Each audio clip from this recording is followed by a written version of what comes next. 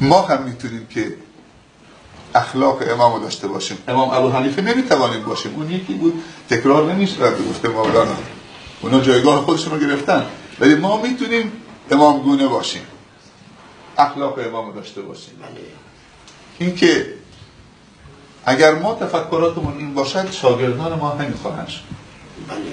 اگر ما که خدا موقعیتی به ما داده، از این موقعیت برای آگاهی شاگردانمون استفاده بکنیم، شاگردم رنگ و بوی استاد میگیرن.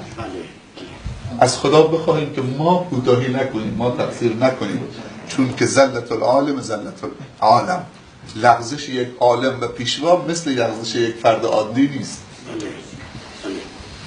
ما خیلی از خدا بخواهیم که خدا تقوا و خدا درسی. ما یک شخصیت داشتیم به اسم امام، به اسم احمد مفتیزاده، خدا رحمتش بکنه. این از ملت کرد شافعی مذهب در ایران بود.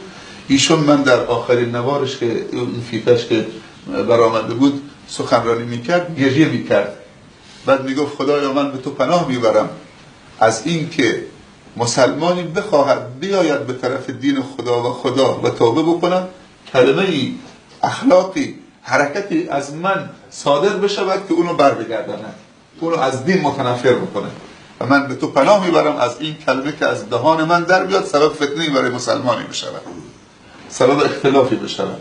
ما خیلی باید مواظب رفتارمون باشیم، خیلی باید دعا بکنیم که خدا به گفته مولانا، یه زمانی من رفتم زاهدان، 150-200 هزار نفر جلو ما مولانا بلند میشود، اکرام میکنن، احترام ما از دین گرفتیم. مولانا به من گفت که شیخ نگاه کن چقدر مردم خودمون رو دوست دارن، اگر نیتمون خدایی نباشه، همین مردمی که پا میان دست به بدن ما و لباس ما میکشن، همینا آب دهن میندازن تو صورت ما. اگر نیت ما عوض شد، همینا چه ما رو نفرین میکنن، همینایی که الان ما دعای رحمت میفرستن. خدا حسن خاتمه نصیب همه ما و شما رو فرماید و در همه امورات زندگی خاتمه به خیر باشد. جزاکم الله خیر.